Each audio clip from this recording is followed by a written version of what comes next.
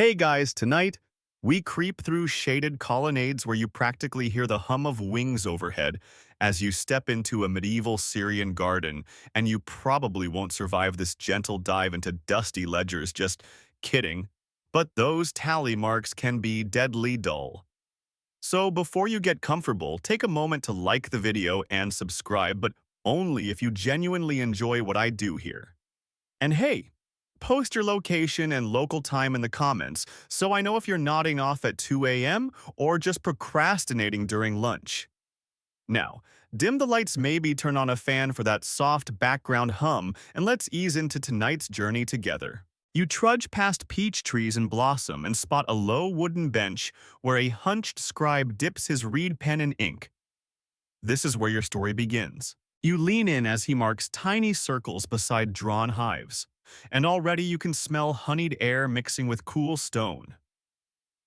In medieval Syria, garden-designed orchards often doubled as apiaries since bees pollinated almond and pomegranate blossoms, boosting both fruit and honey.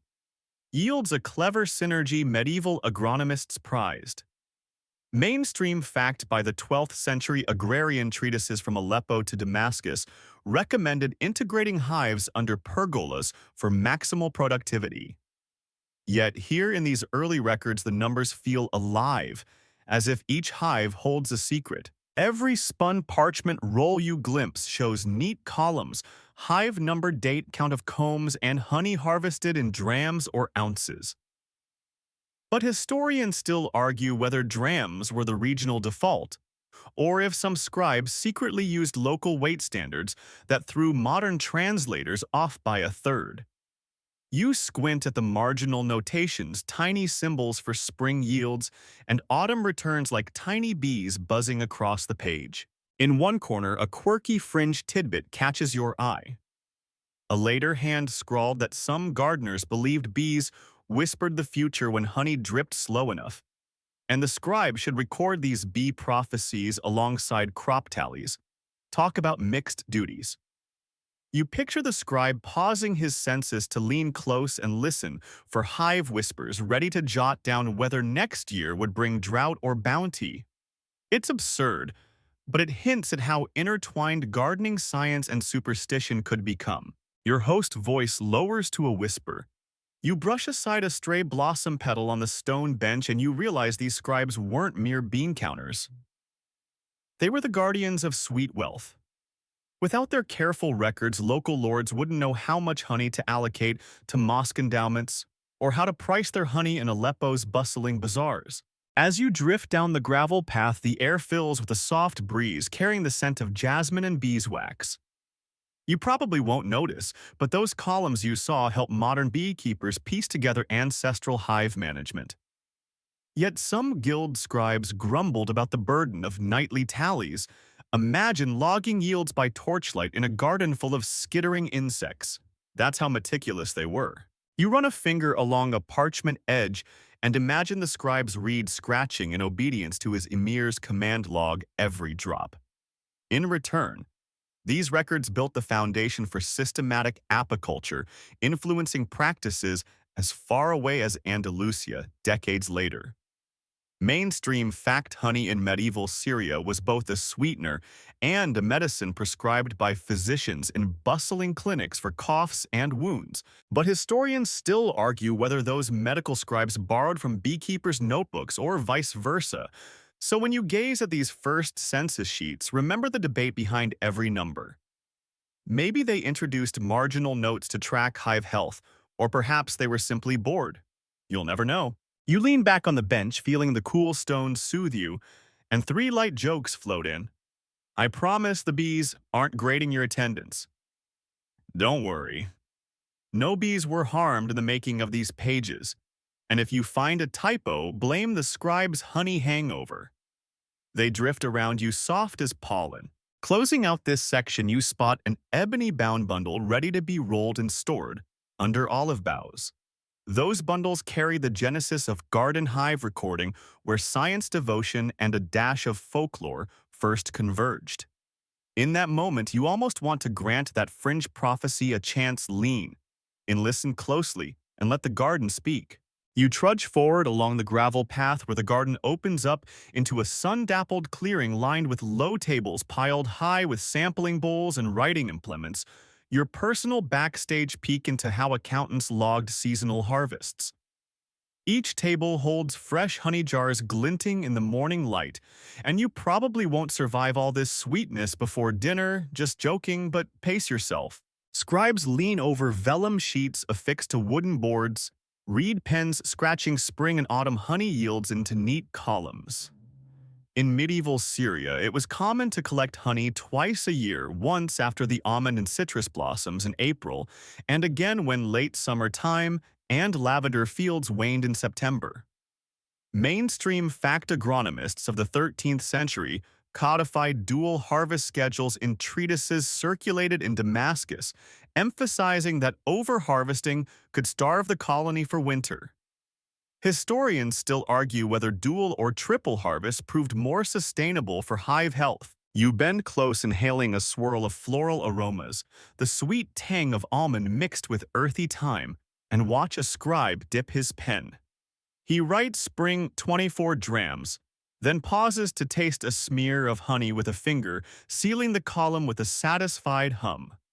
Across the table, another scribe records autumn 18 drams and jots a tiny dash in the margin, bees restless before the harvest note. A quirky fringe tidbit flutters to mind. Some gardeners believe that bees fell into a brief hibernation during the hottest part of summer and could be coaxed awake by playing soft lute melodies, an idea the scribes occasionally noted under bee behavior headings. You imagine a scribe tickled by boredom, gently plucking a lute string between tally marks, hoping to rouse sleepy hives. Your voice lowers the cadence, slowing as you describe the ritual before each harvest. Gardeners would weave garlands of jasmine around hive entrances to calm the bees, believing the scent prevented swarming. Mainstream fact, some 14th century Syriac manuscripts detail these floral calming techniques, citing honey yields increasing by up to 15%. Yet historians still argue whether the garland method truly improved yield or served primarily for ceremonial show. 3 light jokes drift through this mellow air. Don't worry. The bees didn't unionize for higher drams per row. If those columns had comments enabled, we'd see a lot of LOLs and logging honey yields because spreadsheets existed long before Excel. They flicker around you like pollen in sunlight. You slip your fingers along the parchment's edge, noticing the methodical structure. Date hive ID, first harvest, second harvest. Notes. A scribe flips to an earlier page where he recorded an unusually heavy spring yield, 30 drams, early bloom, and scrawls, "Must have been the rogue pomegranate blossoms." These notes felt less like clerical duty and more like gossip revealing personalities beneath the ink. In the next moment, you're aware of a soft breeze shifting orange blossoms overhead, carrying a whisper of bee song that lulls your shoulders. You imagine the itinerant gardeners arriving each season with baskets of tools, burning incense to bless the bees, and chanting blessings before the scribe committed numbers to parchment. Mainstream fact blessings for apicultural bounty appear in 12th century mosque records as part of endowment rituals ensuring honey supplies for charitable kitchens. Yet here in these seasonal logs, the tone is purely transactional until you spy a marginal doodle of a bee crown and the words "Queen's Honor."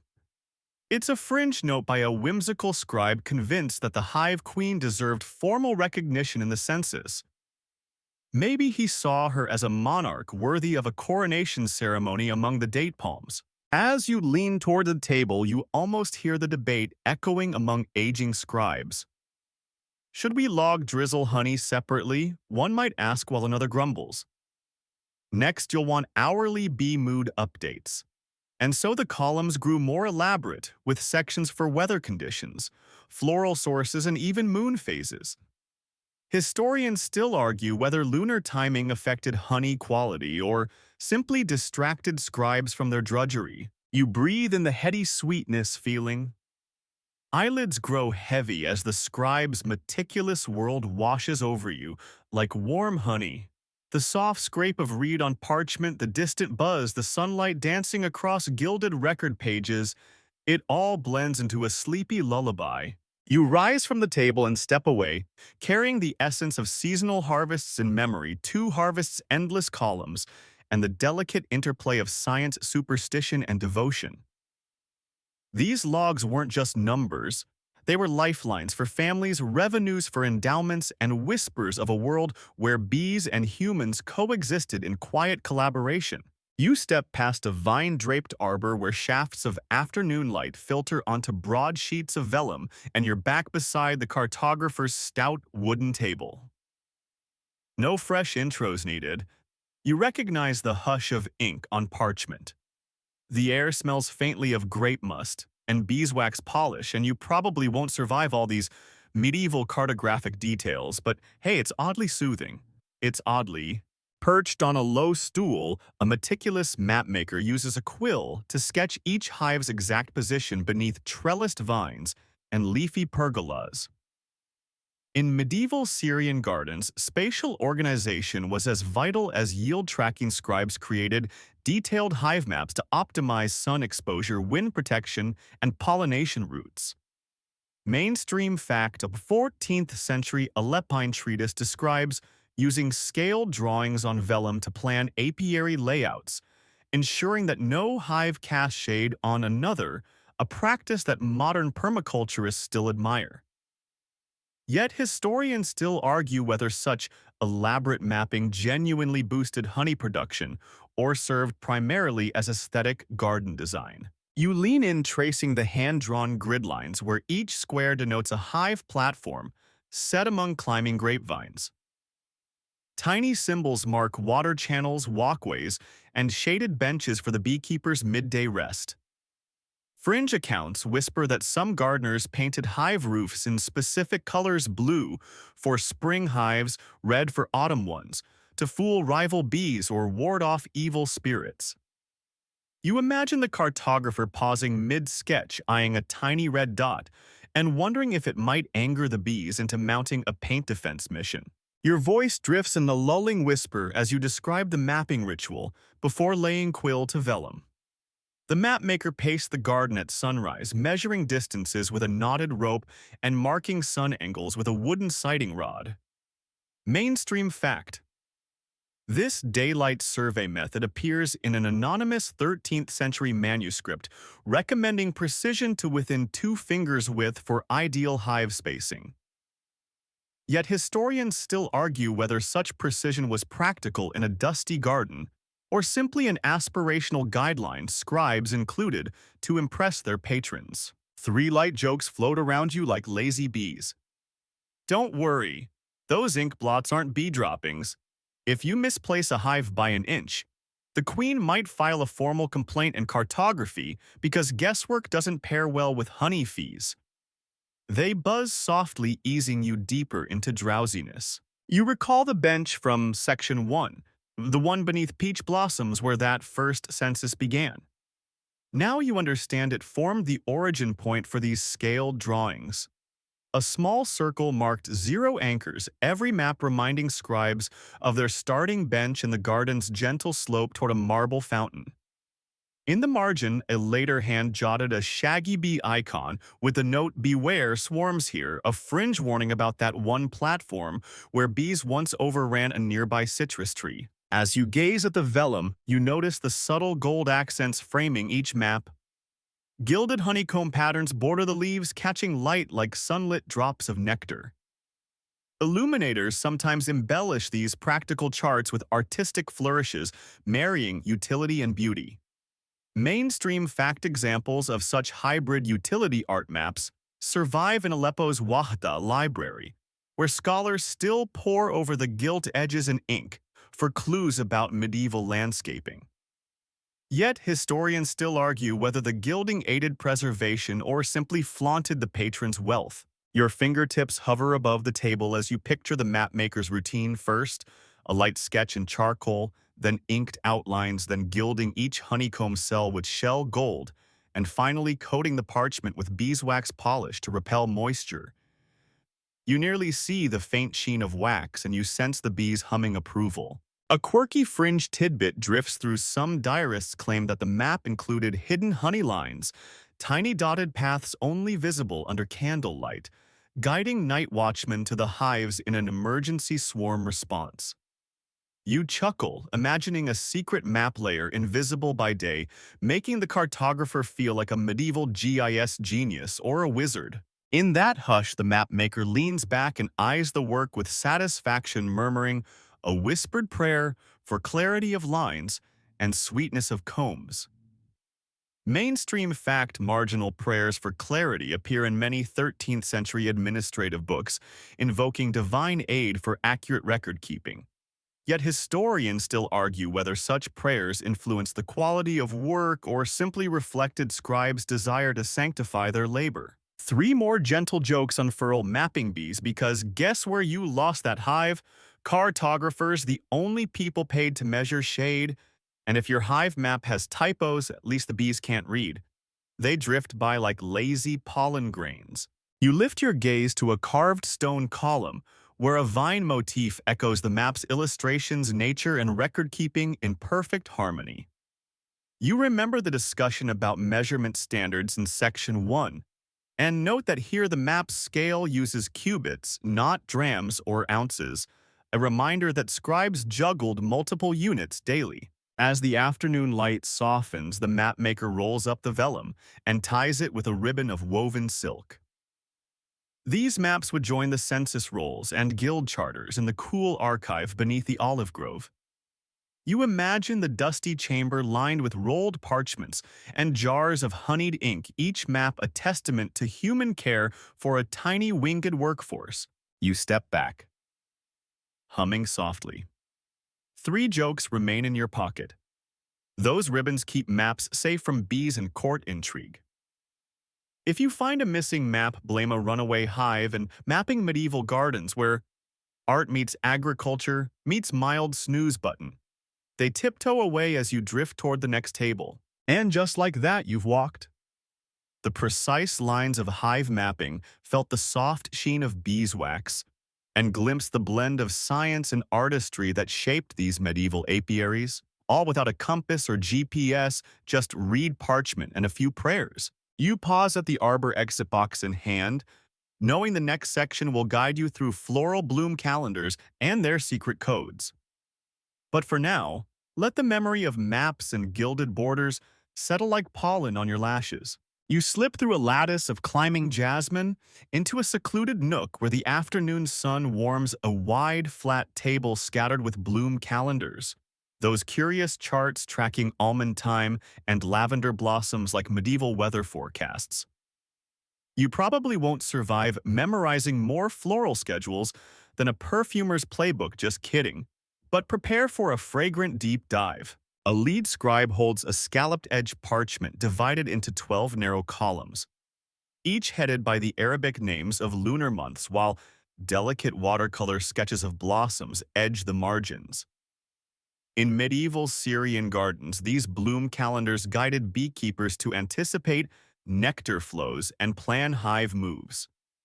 Mainstream fact 13th century agronomy manuals recommend shifting hives closer to almond groves in Safar October and November and to time-covered hills in Rajab March-April for maximum yields. Historians still argue whether these monthly shifts improved colony health or simply reflected scribal embellishment. You lean close and inhale the painted scent of blossoms captured in pigment, the pale pink of almond petals, the silvery green of thyme sprigs, the soft purple of lavender tufts. A scribe jots a note under Shawwal, May, June. High thyme bloom. Monitor honey viscosity. Across the chart, tiny bee symbols mark peak nectar windows, while stars indicate festive days when honey was tied to religious offerings. A quirky fringe tidbit washes over you. Some gardeners believed reading the bloom calendar under a full moon unlocked secret floral energies, making honey glow under moonlight. You imagine a beekeeper sneaking out at midnight, parchment in hand, to verify honey's lunar glow, a whimsical ritual that probably delighted the moonlit bees. Your ASMR cadence softens as you describe the creation process first. Herbalists sketched each plant's blossom. Then calendar makers cross-checked those dates with local weather logs noting rain patterns and wind directions in essence. A medieval agro-meteorological collaboration.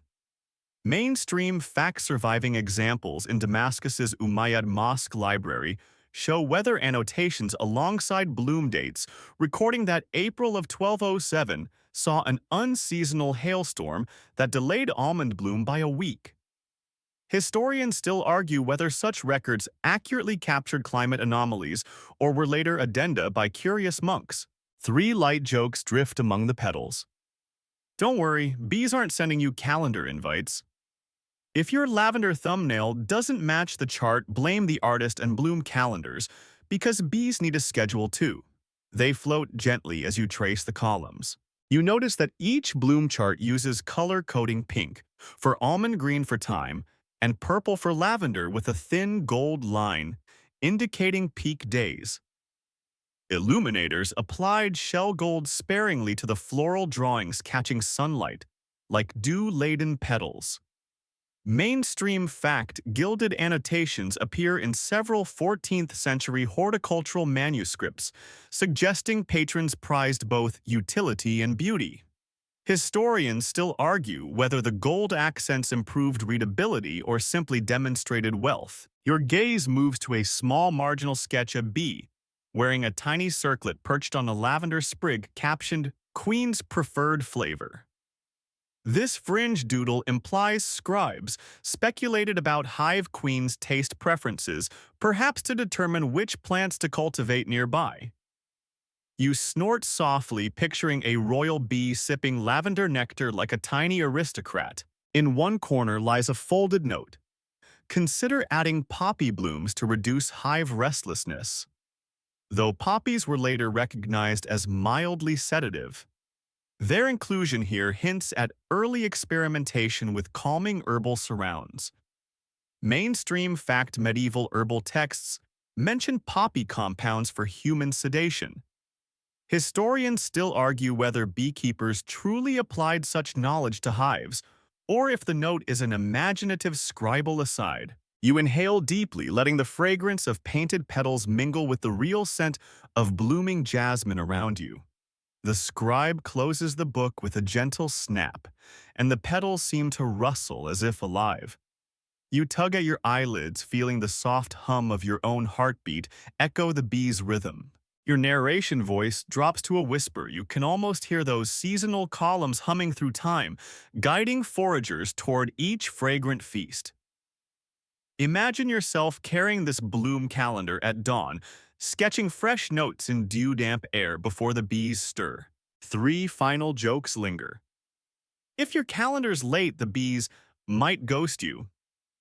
Gardening where color coding becomes a survival skill. And these charts prove medieval bees were more organized than my to-do list.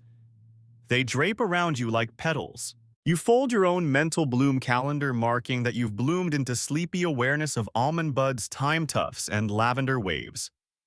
Ahead, pest and disease reports await in the next section, so let these floral maps captivate your senses a while longer. You push past a row of rose bushes to find a heavy wooden lectern draped in linen where the garden's pest and disease reports lie unrolled like grim fairy tales, and you probably won't survive the creeping dread of wax moth larvae descriptions, but I promise to keep it PG-13. A scribe in a soot-smudged tunic pores over detailed sketches of infected combs, drawing jagged edges to show larval tunnels etched through precious wax. In medieval Syria, beekeepers battled wax moths, beetles, and fungal rots that threatened entire colonies. These reports cataloged every infestation, noting the hive ID date of outbreak and severity on a scale from mild nibble to full devour. Mainstream fact 14th century agrarian manuals describe using smoke of burned wild thyme to repel wax moths, reducing infestation rates by up to 60%. Historians still argue whether these smoke treatments harmed bees more than the pests themselves. You lean closer to read a scribe's note under Hive 12 March, rot brown spores, and you can almost smell the damp earth and musty decay. Fringe notes scrawled beside it claim that some gardeners buried infected combs under olive oil, refused pits to purify the earth, and ward off contagion, a practice no modern apiculturist would tolerate, but one that reflected folk hygiene beliefs. Your storyteller voice lowers, soothing as a soft breeze through honeysuckles. Before drafting each report, scribes inspected hives at dawn, opening lids cautiously so as not to anger the inhabitants. They recorded humidity, temperature, and even bee temperament. Hive trembles at slightest breeze, hoping such details forecast future outbreaks. Mainstream facts surviving annual apiary logs from Aleppo note that breaks in hive policing preceded many infestations, suggesting human neglect played a role. Historians still argue whether these external observations or inherent hive weaknesses drove disease. Three gentle jokes flutter like moths in candlelight. Don't worry, no. Real moths were starved in the making of these reports. If you mislabel the pest scale, the bees might unionize in disease logs because honey tastes better when it's not crawling. They dance around you, easing tension. You notice the scribe's hand tremble as he sketches a fungal bloom among comb cells, mottled splotches rendered in pale gray ink. This is Ascosphaera apis, or chalk brood, though medieval beekeepers had no Latin names. They called it comb fever. A note beside it reads, "Comb fever in Rajab, Hive Week by Ramadan," a stark reminder that infestation timing could devastate Ramadan honey offerings. Mainstream fact chalk brood was feared because it preyed on larvae. Yet historians still argue whether it spread primarily through contaminated honey or environmental spores. In a flicker of fringe lore, a marginal illustration shows tiny flames beneath a hive, an alchemical attempt to burn out mites without harming bees. You imagine a scribe lantern in hand hovering flame under a hive floor, whispering equations to balance heat and safety. It's ridiculous, but it underscores how practical science and superstition blended in the scribe's minds. Your ASMR pace softens as you envision the nightly routine after the day's harvest, and mapping scribes huddled by lantern light to record disease sightings, annotating severity in colored inks, red for dire yellow, for moderate green for recovery prospects. They then blessed each page with a short prayer. May these words shield our hives. Mainstream fact prayers invoking saints for crop health appear in Islamic manuscripts reflecting syncretic practices. Historians still argue whether such prayers genuinely protected hives or simply comforted scribes. Three more light jokes drift by. If only honey had warranties. Pest reports because hives don't come with user manuals, and moth larvae, nature's uninvited guest at the honey party. They slip away like spores. You trace your fingertip over the textured ink of a beetle sketch and realize these reports guided actual treatment gardeners, stiffened hive entrances with resin rubs, and tightened mesh screens against flying pests. A later note celebrates success. Translate hive lid by 2 fingers, mite visits dropped. Mainstream fact-adjusting hive entrances remains a modern integrated pest management tactic, echoing medieval strategies. Historians still argue whether these early adjustments form the basis for contemporary IPM. As you drift, the candle's glow flickers across the lectern, casting hive shadows on the garden wall. The hush is broken only by distant murmurs of water from an irrigation channel, reminding you that life persists even amid disease. You let your shoulders slump, absorbing the weight of those grim tallies and whispered remedies. The records weren't just inventories of doom. They were testaments to perseverance and adaptation. Each scribbled remedy, prayer, and sketch speaks of a community determined to protect its sweetest treasure. 3 final jokes linger. If you need a new hive warranty, medieval scribes can help you. Hope your hive screens are tighter than your budget, and quarantining combs nature's original social distancing. They settle around you, guiding you toward the next section on tax and tribute entries. You rise from the lectern, letting the heavy words of infestation fall behind you as you wander toward tables of tribute lists, taxes, and levies awaiting your gaze. You pad along a flagstone path, the garden's tranquility shifting as you approach a long mahogany table strewn with scrolls listing honey levies and tribute obligations, and you probably won't survive the thought of taxes, even this soothing, but bear with me. Each scroll unfurls to reveal columns of names, hive counts, and owed honey amounts. Some entries note 10 drams per hive. Others demand a flat tribute of 1 rattle, depending on the emir's decree. In medieval Syria, honey was a valued commodity often levied as tax to fund public works and mosque endowments. Mainstream fact 13th century court records from Homs list honey among standard agricultural tithes alongside wheat and olive oil. Historians still argue whether honey tributes disproportionately burdened smaller gardeners or reflected genuine market value. You lean in to read a neat entry, Gardener Salih ibn Yusuf 12 hives tribute, owed 12 drams due, on 5 Shawwal. A scribe adds an annotation, paid yes, next to a faint stamp of a date. Fringe whispers suggest that some scribes slipped a line or two of extra tribute into the scroll, pocketing the surplus honey for themselves, an illicit side hustle that went unnoticed by busy tax collectors. Your ASMR tone dips lower as you describe the tribute rituals at each harvest season. Local officials arrived in procession, donning silk cloaks and carrying gilded chalices, while gardeners placed measured honey jars on low stone altars. Mainstream fact ceremonial honey offerings appear in Fatimid-era endowment deeds, symbolizing both piety and fealty. Yet historians still argue whether such ceremonies genuinely reinforced tax compliance or merely provided pageantry for the ruling class. 3 light jokes buzz softly. Don't worry, no. Honey coins were minted.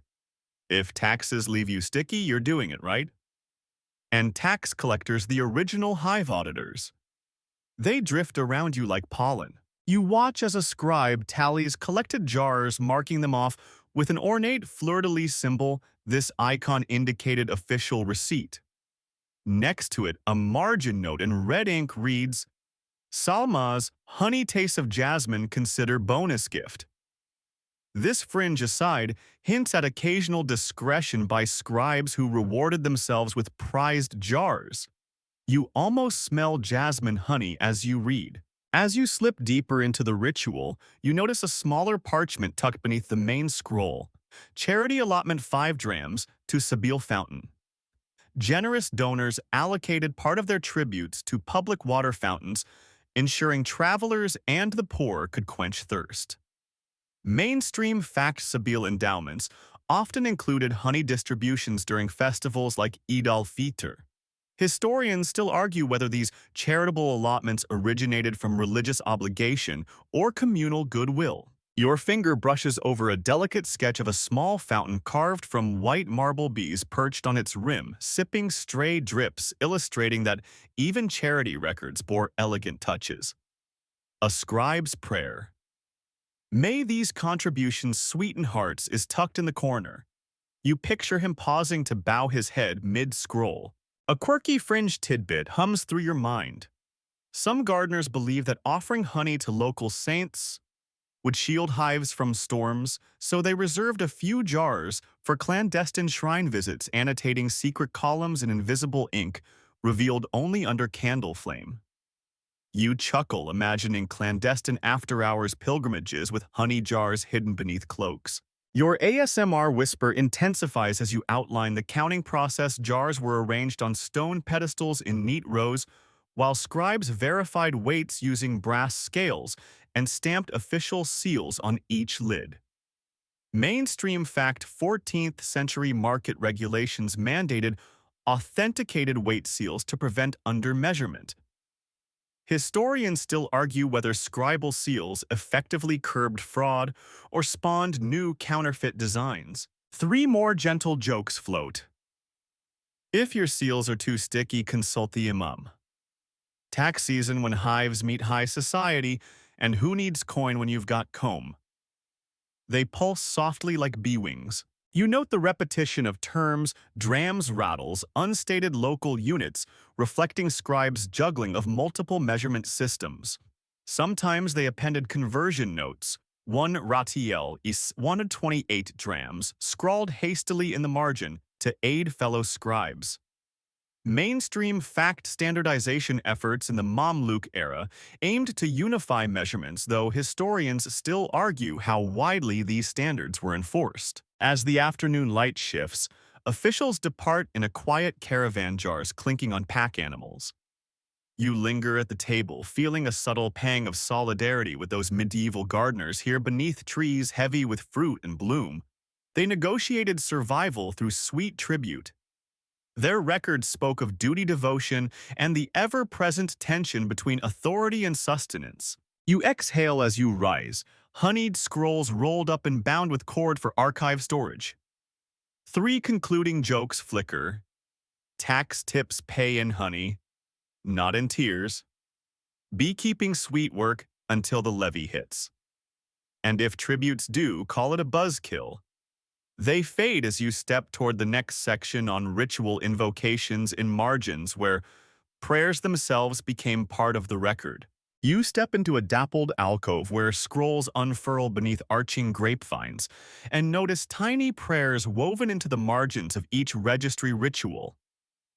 Invocations that feel like whispered chants rather than dry data, and you probably won't survive resisting the urge to murmur along, but it's worth a try. Beside a tally of spring yields, you spot Bismillah written in elegant Thuluth script, then Ya Rab al-Nal, O Lord of the Bees, curling around numeric columns as if blessing each entry. In medieval Syrian garden records, scribes often inscribed brief invocations beside hive statistics, seeking divine aid for hive health.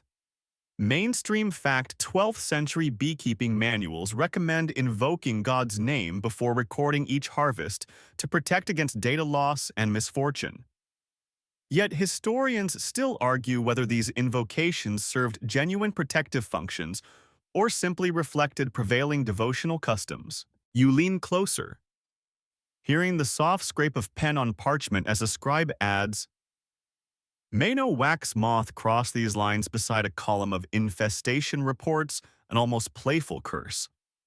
The words curve around drab ledger lines gilded in shell gold to stand out like sacred guardrails reinforcing every number.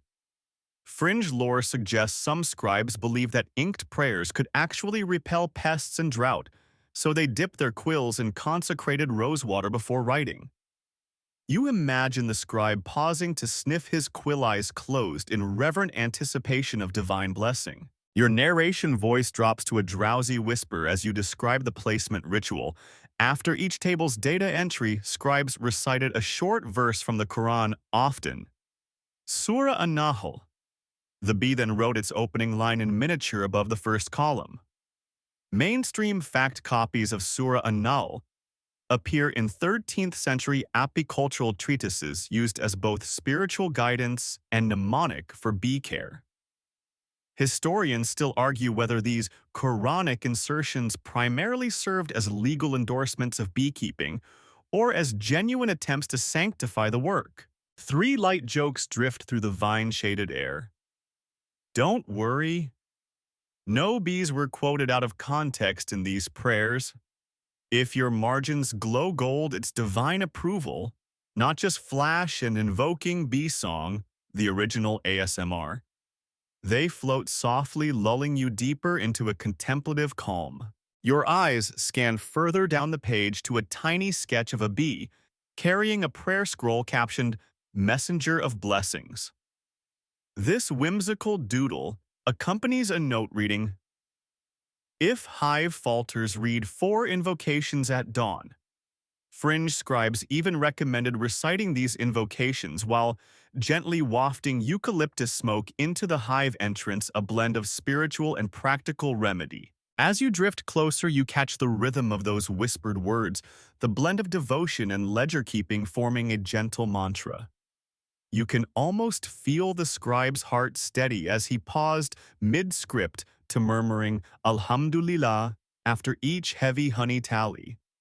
Mainstream fact devotional insertions in administrative books were common across Islamic bureaucracies, reflecting a belief that divine favor underpinned earthly success.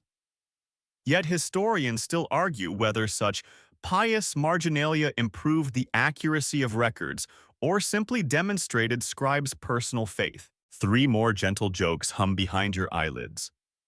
If your ledger's sticky, blame the rosewater, pray for honey, not for data errors, and margin prayers medieval autopilot for scribes.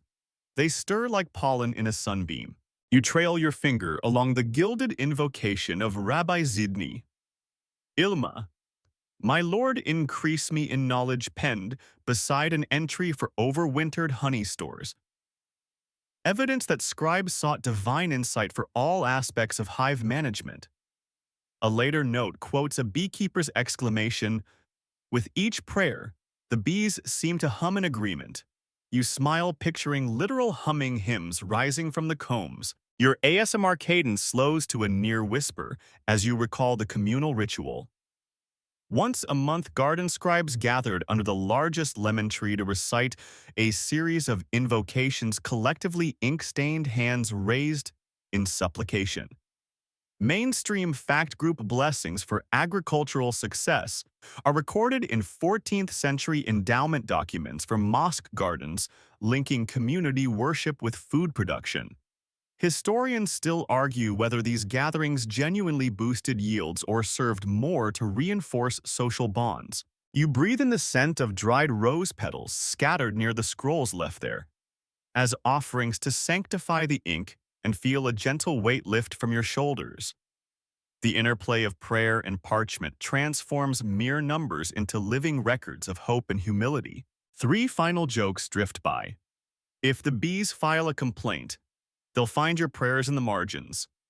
Divine data now with 100% more blessing, and when in doubt, add an invocation. They float away as you step back from the lectern. Rising from the vine-wreathed alcove, you feel the subtle hum of sacred ink vibrating in your bones, guiding you toward the next section on standardization debates, where units and measurements sparked their own scholarly quarrels. You slip from the shaded alcove into a courtyard lined with slender columns, where the air smells faintly of parchment and citrus, and you probably won't survive the labyrinth of conflicting units scribes debated, but I'll guide you through. Before you, a trio of open folios lies spread across a low stone bench, each displaying columns headed in tiny script: drams, ounces, rattle, and mythkal. In medieval Syria, scribes wrestled with measurement standards borrowed from Byzantine Persian and local Bedouin practices, and these debates often unfolded right in the margins of hive records. Mainstream fact: 13th century Mamluk. Edicts attempted to standardize weight measures across the empire, codifying that one rattle equaled 128 drams and 12 ounces, but local variations persisted. Historians still argue whether these imperial standards truly penetrated rural apiaries or remained lofty court ideals. You lean in, tracing a scribe's jagged arrow connecting 12 drams to one myth call, the latter a precious metal weight used for gold and spices. A second scribe counters in scrawled rebuttal myth call here equals 4.25 grams, not 4.2, correct for honey viscosity. This tiny margin fight reads like academic sparring, complete with exclamation points and underlined figures. Fringe accounts note that some scribes threw ink-wetted sponges at colleagues in heated debates over decimal conversions, perhaps the first recorded haptic feedback in scholarly discourse. Your ASMR cadence dips as you describe the nightly ritual after harvest tallies. Scribes convened by lantern light to reconcile their yields, arguing unit equivalencies while sipping rosewater-scented tea. Mainstream fact: Damascus Guild records mention measurement councils held every autumn to settle disputes among agricultural scribes. Historians still argue whether these councils enforced genuine consistency or simply provided social forums where scribes flexed their calculative prowess. Three light jokes drift around like drifting petals. Don't worry, no scribes were harmed in unit quarrels. If your drams don't add up, blame the Byzantines in standardization because mixing ounces and rattles makes a sticky situation. They hum softly as you imagine spilled ink and sticky fingers. You notice one folio bears an impressive heading, gilded in gold leaf, standard weights for apiaries. Beneath it, a list prescribes calibrated brass weights, each stamped with an official seal to be kept in garden tool chests. A scribe has underlined "Keep weights clean of wax" with a tiny bee-drawn exclamation mark. Mainstream fact: archaeological finds in 14th century Aleppo unearthed brass weight sets marked apiary, confirming the use of standardized measures. Yet historians still argue whether these sets were widespread or reserved for elite estates. In a fringe flourish, another margin features a doodle of a bee wearing a miniature set of scales, balancing a droplet of honey against a mythical coin. A note beside it reads, "Queen's Court approves this measure." You grin at the whimsy, picturing a royal bee presiding over metric debates. Your voice softens as you outline the resolution process. When disagreements persisted, scribes appealed to the local muhtasib market inspector who tested sample weights and declared a final ruling which was then recorded as an official addendum. Mainstream fact: muhtasibs are documented inspecting grain and oil markets, but references to apiary weight checks appear in rare garden archives. Historians still argue whether apicultural oversight fell under muhtasib duties or remained informal. Three more jokes float by. If your muhtasib shows up, hide the honey market inspectors, the medieval taste testers, and when in doubt, recalibrate. They drift away like pollen on a breeze. You recall the scribe's earlier remark in Section 2 about moon phases affecting yield measurements. They tied conversion debates to lunar cycles, arguing whether moth infestations were heavier under certain phases, thus skewing weight averages. Here, margin scribbles cross-reference moon icons to yield columns hinting at arcane statistical methods.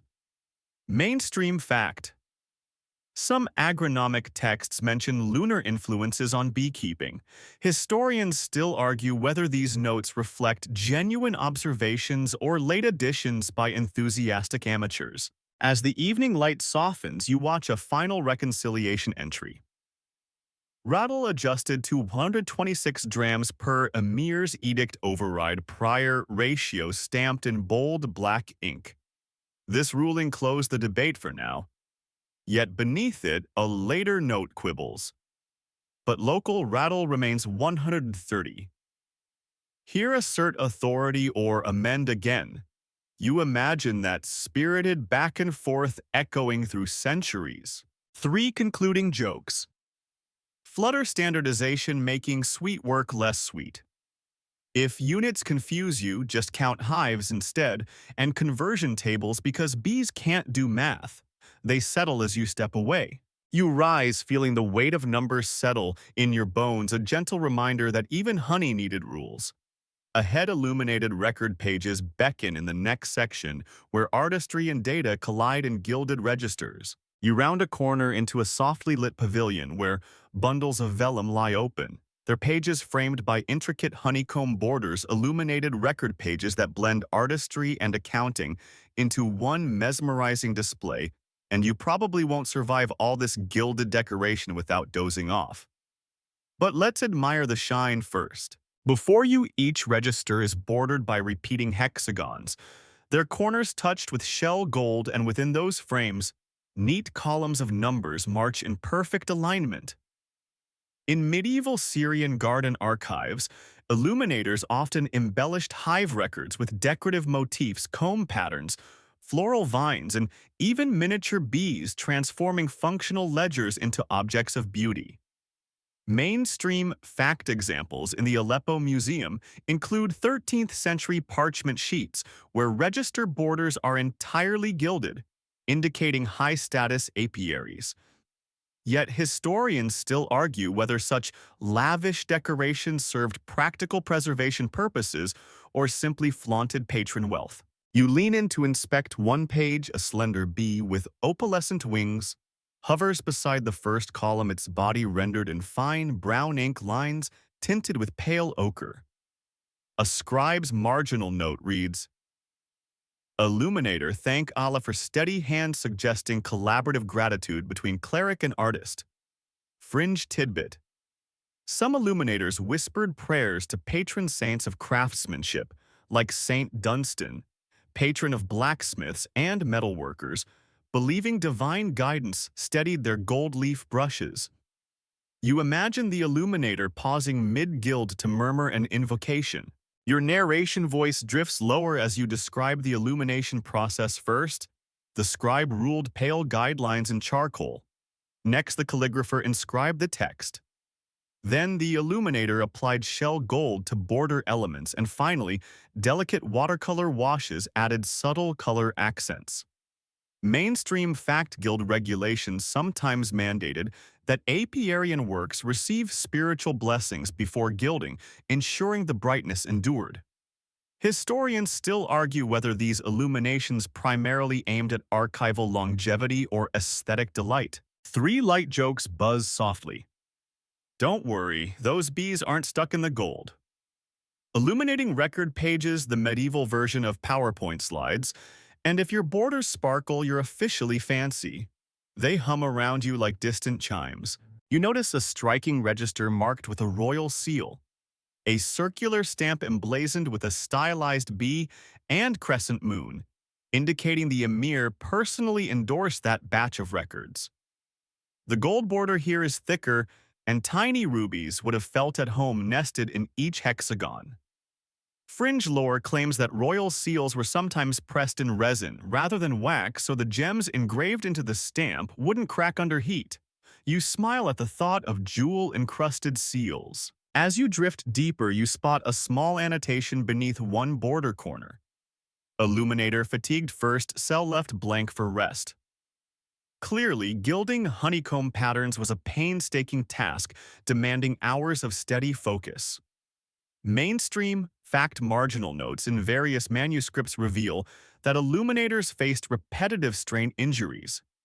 Yet historians still argue whether such illnesses were acknowledged formally or hidden behind euphemistic remarks. 3 more gentle jokes float by. If you get gold leaf stuck in your hair, you're doing it right. Illuminator life hack. Take breaks before the 47th cell. And border sparkle guaranteed to ward off paperwork boredom. They drift like motes in sunlight.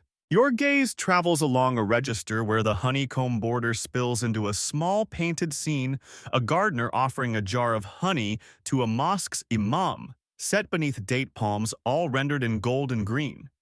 A note beside it reads, "Charitable giving, illuminate accordingly." This blend of art and devotion brings the ledger alive. Mainstream fact-illuminated endowment deeds often paired visual vignettes with legal text merging narrative and record.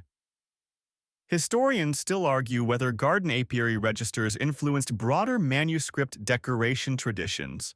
3 concluding jokes linger. When your records are this pretty, who needs bedtime stories?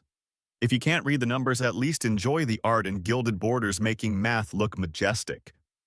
They settle around you, guiding your gaze toward the next guild regulations table. You step back, your eyes heavy from the gentle glow of gold leaf, ready for the strict lines of guild regulations awaiting in Section 10. You wander under a trellis alive with honeysuckle and arrive at a stout trestle table strewn with parchment codices bearing strict guild regulations and penalty edicts, because even the sweetest work needed rules and you probably won't survive the threat of fines. But let's try. Open before you is the apiary. Scribe's Code.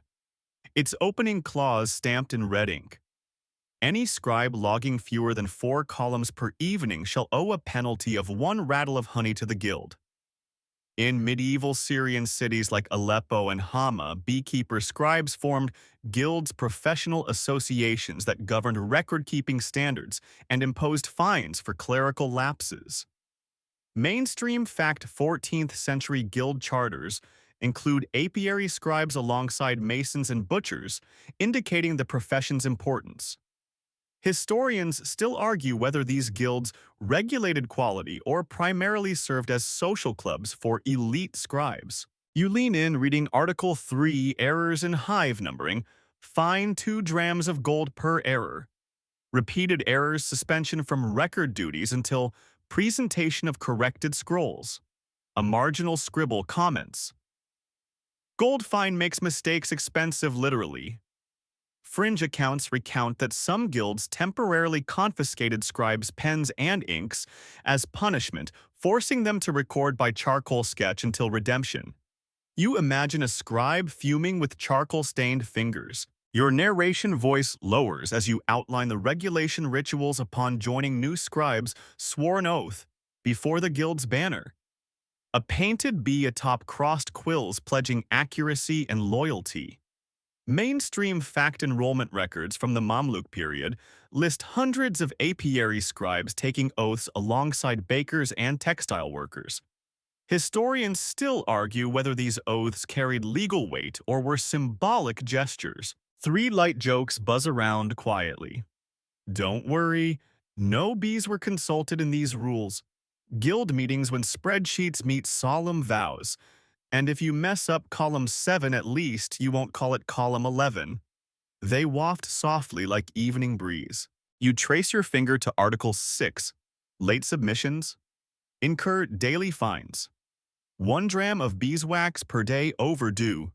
Removal of wax from apprentices' combs if unpaid after 14 days. This penalty targeted budding scribes, ensuring they learned punctuality. A fringe note warns wax removal. Hurts more than weight fines, remember that lesson. You shudder picturing an apprentice wincing under the guildmaster's strict gaze. In a quieter corner, you find the gentle correction protocol. Minor errors could be rectified with a secondary colored ink blue for textual corrections, green for numerical adjustments, but only if accompanied by a formal apology scroll. Mainstream fact color-coded correction inks are documented in various medieval administrative manuals intended to maintain transparency in record amendments. Historians still argue whether these protocols prevented fraud or enabled intentional cover-ups. Your voice softens as you recount the monthly inspection guild stewards visited each garden archive to audit records, verify seals, and test sample hives against entries. Scribes' trembling scales perched on low pedestals awaited the steward's verdict. Mainstream fact inspection records from Damascus mention hive audits alongside grain and cloth inspections, highlighting integrated market oversight. Historians still argue whether these inspections enforced genuine precision or simply reinforced guild authority. 3 more gentle jokes drift by. If your audit fails, at least you know your handwriting improved. Inspections the original peer reviews and guild stewards because honey can't verify itself. They hum lightly as you imagine swivel chair scribes standing to attention. You notice a small leather-bound book titled Appeals and Purgation detailing how scribes could petition the guild council for clemency. One entry reads, "Submit 3 jars of finest spring honey and recite a mea culpa verse to the council." Fringe lore claims that some scribes memorized elaborate apologies in poetic form to charm the council and waive fines. You imagine a dramatic reading of sonnets before a panel of stern-faced scribes. Your ASMR cadence slows to a whisper as you describe the appeal ritual. After delivering the honey, the scribe recited lines praising the hive queen and the sanctity of records, dripping honey from his finger onto the apology scroll as a symbol of sincerity. Mainstream fact ritualized apologies appear in guild records for various professions, reflecting a culture where penance combined material restitution with performative humility. Historians still argue whether such ceremonies strengthened communal bonds or humiliated errant members. 3 final jokes flutter. If you're going to apologize, make it sweet guild etiquette. Wax fines not optional and penitential honey. The original forgiveness fee. They fade as you step back. You rise from the table feeling both relieved to avoid fines and oddly comforted by the structured world of guild regulations. Ahead irrigation channel logs await in Section 11 a different kind of record, where water fed the very ground beneath the hives. You slip away from the guildmaster's stern gaze and follow the soft trickle of water to a long, narrow trough carved from local basalt where irrigation channel logs lie open, chronicling every sluice and spill that kept garden apiaries lush. And you probably won't survive imagining medieval plumbing complexities, but let's flow on. A scribe kneels beside a leather-bound codex reed pen, poised over neat columns labeled Channel ID, Inflow Date, Volume Jara, and Notes. In medieval Syrian gardens, careful water management was essential. Too little moisture stressed flowering plants, too much drowned hive platforms. Mainstream fact agronomists in 12th century Muhtara treatises recommend redirection of winter floodwaters into elevated channels to sustain April blossoms and maintain consistent nectar sources. Historians still argue whether artificial irrigation or seasonal rains dominated garden design. You lean closer, hearing the gentle scrape of reed on parchment as a scribe records Channel A, 16 April 12th jar clear flow. Minor sediment rake needed. Jara here is a local volume measure roughly equivalent to 2.5 liters, though variations abounded by district. Fringe notes in faded brown ink propose an alternate naming system. Bee's breath and honeyfall, poetic monikers for channels believed to sing when water flowed smoothly beneath stone arches. You imagine water whispering along a channel dubbed honeyfall, luring pollinators with its gentle melody. Your ASMR cadence softens as you describe the monitoring routine each morning. At first light, scribes traced water levels using marked stakes placed at channel mouths, then logged any blockages, algae growth, or damage from waterborne debris.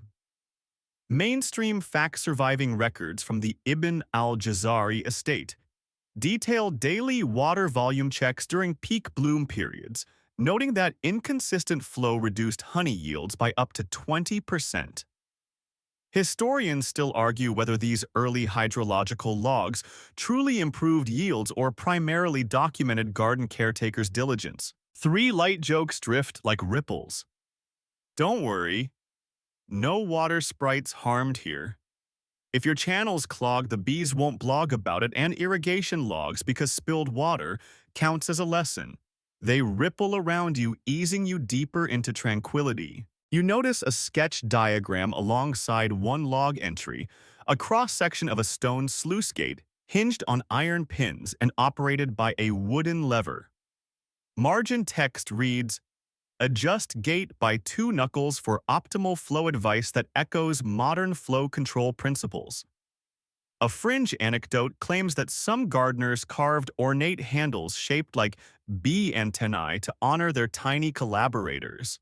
You chuckle, picturing a gardener twisting a bee antler lever at dawn. Your voice lowers to a whimsical whisper as you outline the summer maintenance ritual. Once a week, scribes walk the length of each channel, boiling river stones in infused herb baths, mint and rosemary to discourage algae and mosquito larvae. Mainstream fact medieval herbal manuals list rosemary's antibacterial properties, recommending its use in irrigation systems to maintain water purity. Historians still argue whether such herbal treatments were widespread or belonged to novelty-minded estate owners. 3 more gentle jokes float by.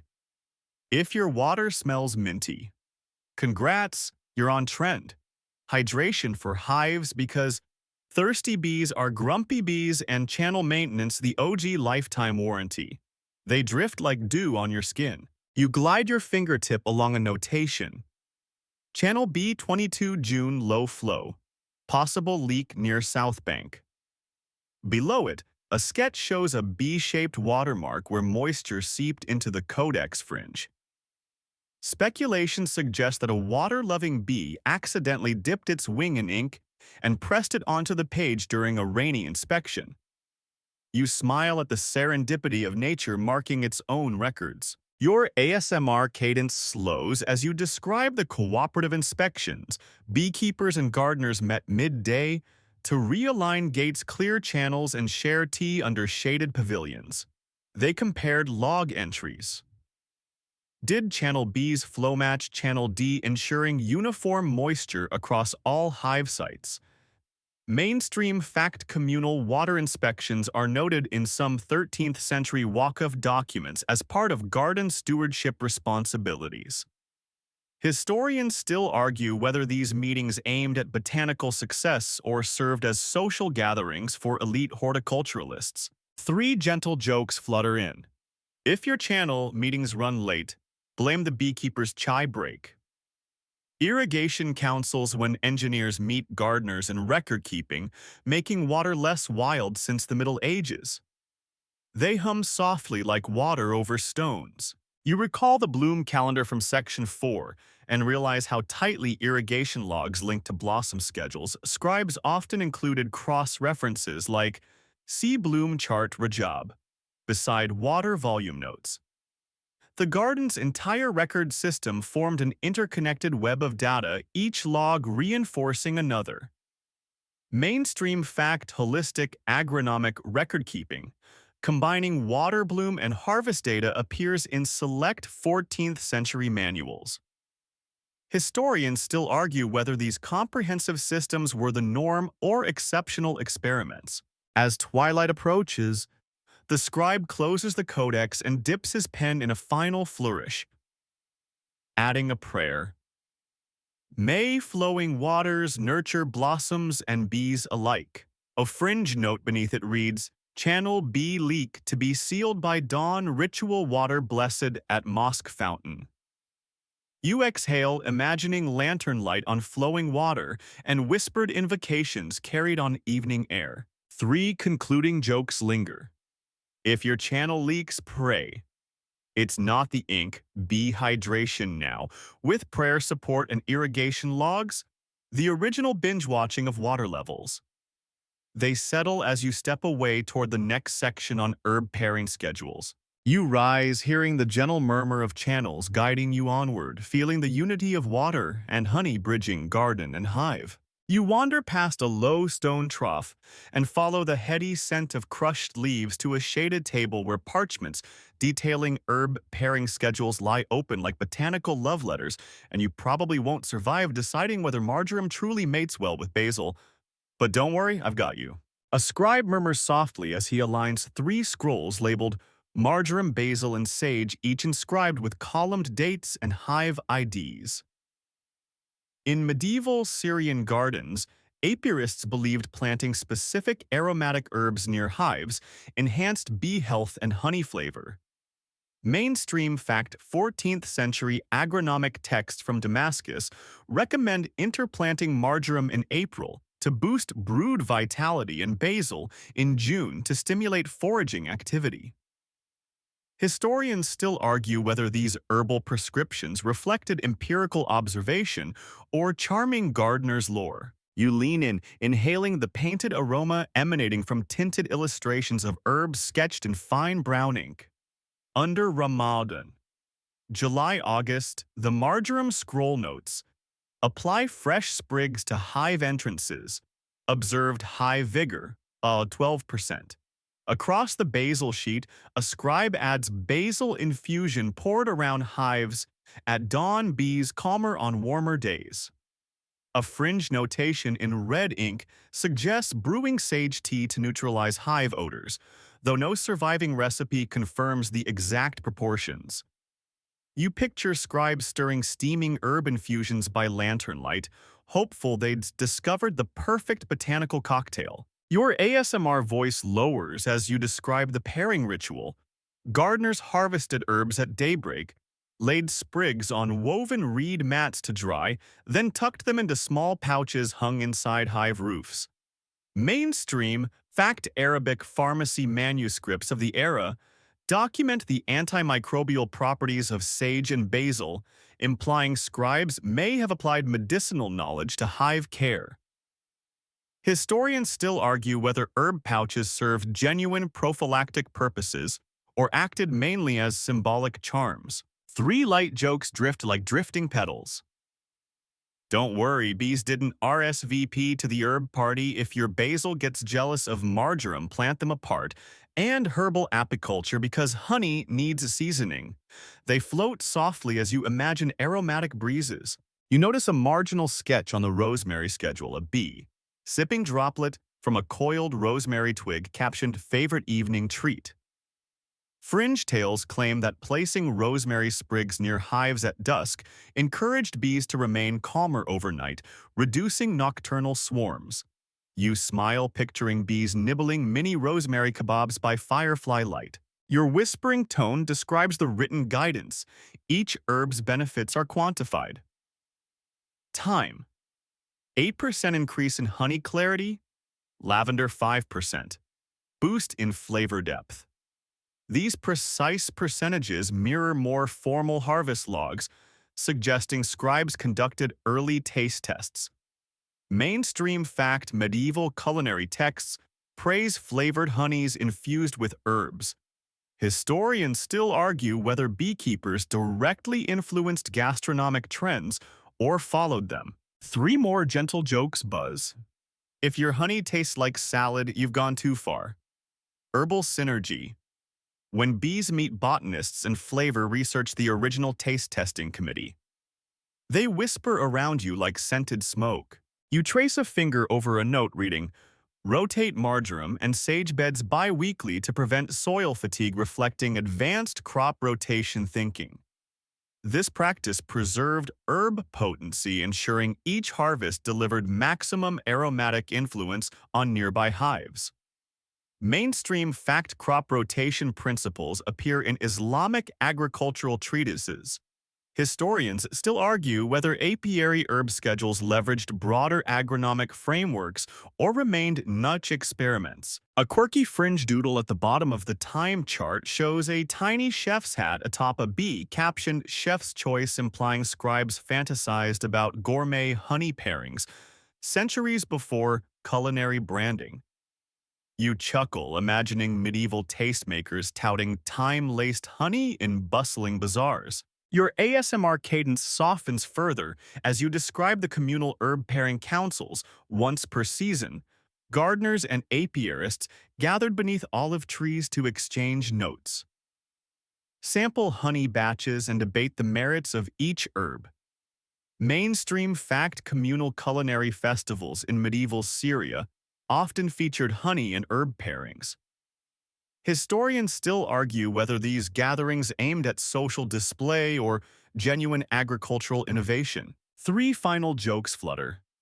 If your councils run long, blame the honey hors d'oeuvres. Herb pairing because plain honey is so last century, and when in doubt, add a sprig. They settle like pollen on your shoulders. You step back, letting the aroma of dried marjoram, fresh basil, and smoky sage drift over you. These herb pairing schedules weren't just gardening guides. They mapped a sensory collaboration between humans and bees. Ahead lies the scribal realm of oral tradition annotations, where spoken tales of queen bees and miraculous hives found their way into the margins. Let these herb-scented scrolls lull you as you drift toward the next section. You drift beneath a pergola woven thick with grapevines and discover a narrow shelf stacked with slim notebooks where scribes have jotted late-night campfire tales of hives, a trove of oral tradition annotations that feel more like whispered legends than dry data, and you probably won't survive resisting their charm, but lean in anyway. Opening the first notebook, you find a tale scrawled in hurried script. They say the queen once guided lost caravans by moonlight, her glow seen dancing above the blossoms. In medieval Syrian apiary logs alongside columns of yields, scribes sometimes recorded beekeeper lore stories passed by candlelight that added color to the census. Mainstream fact, many 13th century agronomy texts preface technical chapters with folklore reflecting a blend of practical instruction and cultural narrative. Historians still argue whether such oral inserts influenced formal record-keeping or merely offered scribal entertainment. You lean closer, hearing the faint rustle of parchment, as if the tales themselves exhale ancient breath. One marginal tale describes bees forming protective rings around wounded keepers, shielding them until help arrived, a fringe account cherished by folk healers who prized honey's curative powers. You imagine a beekeeper wounded by a sting cradled by buzzing wings in the silent night? Your ASMR voice drops to a soothing whisper as you describe the annotation ritual. After a long day of tallying and mapping, scribes gathered around an oil lamp, trading stories of miracle hives. One legend tells of comb that sang when cut, its notes matching the hurdy-gurdy's drone. Mainstream fact musical references in medieval apiculture appear in rare Syriac manuscripts, noting that certain comb rhythms guided scribing pace. Historians still argue whether these musical anecdotes represent actual practices or fanciful additions by bored clerics. Three gentle jokes drift like moth wings. Don't worry, these bees don't expect autographs. If your comb starts singing, check your wax intake and oral traditions, because spreadsheets need spice.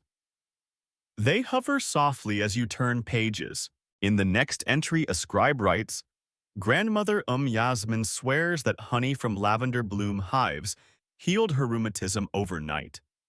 A note beneath it cautions verify before medical claims, revealing a hint of scientific skepticism.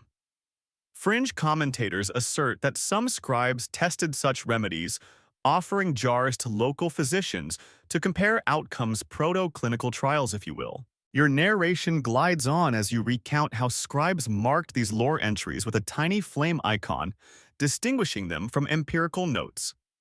Mainstream fact marginal symbols in agricultural codices often signified non-technical content. Historians still argue whether these symbols guided readers effectively or muddled the main data. Three more light jokes flit by. If your lore journals overflow, blame the honey highs. Beekeeping folklore where fact meets fancy, and honey legends sweeter than truth. They dance in the hush. You notice a longer tail tucked into a fold. On a stormy night, a swarm descended on the Sultan's tent, drawn by the scent of royal mead. Yet they swarmed in perfect formation, forming a living crown before departing at dawn. The scribe's note below reads, possibly exaggerated, no official court record found. This scholarly aside shows the push and pull between myth and documentation. Your ASMR tone softens as you describe the collection process. Scribes carried small wooden boxes to evening gatherings in garden pavilions, passing notebooks around, so each could inscribe a favorite story. The boxes bore the inscription Kitab al-Nahl, wa al-Ukatib, Book of Bees and Orators. Mainstream fact portable notebooks for agricultural scribes appear in inventory lists from Aleppo's Wazirete. Historians still argue whether these were standardized tools or ad hoc personal keepsakes. Three gentle jokes buzz. If your story's too sweet, add a pinch of salt. Folklore, notebooks, the medieval version of fan fiction. And when in doubt, blame the bees for embellishment. They drift by like pollen. You turn another page to find a fragment of a lullaby said to calm swarming bees. Hush now, little winged hearts, rest beside the flower's arms. The scribe has underlined it twice, noting effective unknown. Fringe beekeepers swear by nocturnal singing to prevent swarms, though modern apiculture rarely endorses serenades. Your whisper lowers further as you describe how these oral annotations bridge generations. Grandparents taught grandchildren to sing the lullaby while checking hives at twilight. Mainstream fact generational knowledge transfer is well documented in Middle Eastern agricultural communities. Historians still argue whether such oral traditions persisted through formal training or faded under administrative centralization. Three final jokes. Float. If your lullaby backfires, at least you'll have good bedtime tunes. Oral tradition. The original TikTok for beekeepers and when the data's dry tell a story. They settle as you close the notebook. Rising from the vine-shadowed pavilion, you carry with you the echoes of those half-whispered legends of singing combs, healing honeys, and protective swarms. Ahead lies archival storage techniques in Section 14, where these precious records found their final resting places. You step into a cool chamber beneath a grove of ancient olive trees where the air is tinged with dust and dried lavender, and you probably won't survive inhaling all these archival secrets, but inhale deeply anyway. The stone walls here support rows of low shelves carved directly into the rock, each holding bundles of parchment rolls bound in olive wood cases and tied with linen cords. In medieval Syrian archives, garden beehive records were stored in subterranean chambers to maintain stable humidity and temperature, a practice borrowed from masons who preserved cheese and dried fruits alike. Mainstream, fact 13th century monastic libraries employed similar underground storage, noting that consistent cool conditions prevented worm and mold damage. Historians still argue whether these garden archives predated monastic practices or vice versa. You lean forward to inspect a single bundle labeled Apiary Records 621 AH in crisp Kufic script, its linen tie dyed faintly with saffron to denote seasonal logs. Fringe notes on the case's lid advise rubbing the wood with citrus oil every year to repel wood-boring insects, a fragrant upkeep ritual. You imagine a caretaker opening each case under lantern light, inhaling the citrus-sweet aroma while gently rotating the bundles. Your ASMR cadence softens as you describe the storage ritual. After scrolls were bound, scribes coated them in a mixture of beeswax and camphor sealing edges to ward off moisture and pests. Mainstream fact conservation techniques using wax and aromatic resins appear in medieval veterinary and bookmaking treatises. Historians still argue whether beekeepers or bookbinders originated these methods. 3 light jokes drift like motes. Don't worry, your parchment won't sprout roots if your archives smell like camphor. Congrats! You've preserved something and archival care because memory needs a safe house. They flit around you as you trace the grain of a wooden case. You spot another shelf where records rest in ceramic jars filled with dried rosemary, lavender, and bay leaves, herbs known to deter insects. A margin note on a nearby scroll explains that some scribes tucked a pinch of black peppercorns into jars for extra protection. Fringe lore suggests that night watchers would occasionally crush fresh sprigs and carry them on patrol, believing the scent both repelled pests and guided them through the dark. Your voice lowers further as you outline the labeling system. Each jar bore a painted strip of color: red for pest reports, green for bloom charts, blue for tax scrolls, creating a visual index that allowed quick retrieval. Mainstream fact color-coded archival markers appear in several medieval Islamic record-keeping systems. Historians still argue whether this method was universally applied or limited to affluent estates. 3 more gentle jokes buzz softly. If your jars rattle, brace for surprise.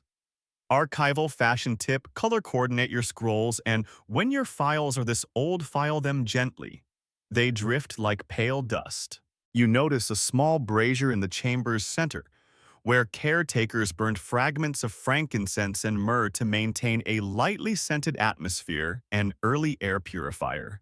A scribe's note cautions, do not overburn.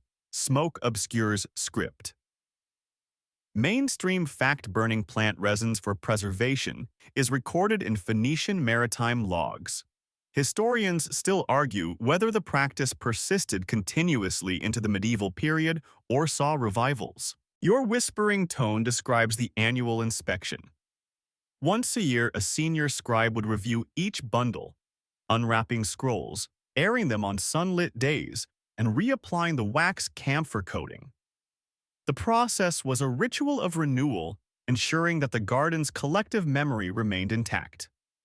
Mainstream fact seasonal manuscript inspections are documented in Damascus's chief library ledgers. Historians still argue whether private estate archives followed identical schedules. Three final jokes linger. If your scroll snaps, don't panic. Call the Wax Brigade archivists. Medieval time travel gatekeepers, and when in doubt, wrap it in lavender. They settle like a soft exhale. You step back feeling the cool hush of the archive chamber settle around you.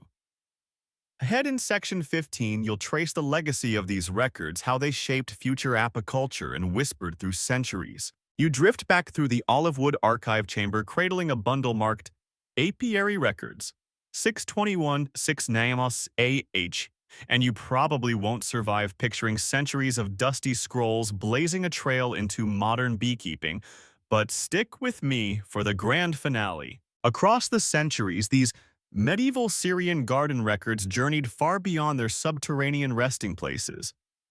In the 19th century, European scholars excavating Aleppo's bazaars stumbled on piles of bound parchments, igniting a revival of systematic hive management. Mainstream fact: by 1825, French apiarists published translations of Syrian bloom calendars and harvest logs, inspiring early scientific beekeeping manuals in Montpellier and Paris. Historians still argue whether the direct lineage from Aleppo's scribes to European innovators was causal or coincidental given parallel developments in Central Europe. You lean in picturing inquisitive scholars poring over hexagonal border motifs and margin prayers transcribing measurement debates into fledgling metric tables. Those sparkling almond blossom schedules informed European orchard apiaries, while pest reports prompted integrated pest management trials.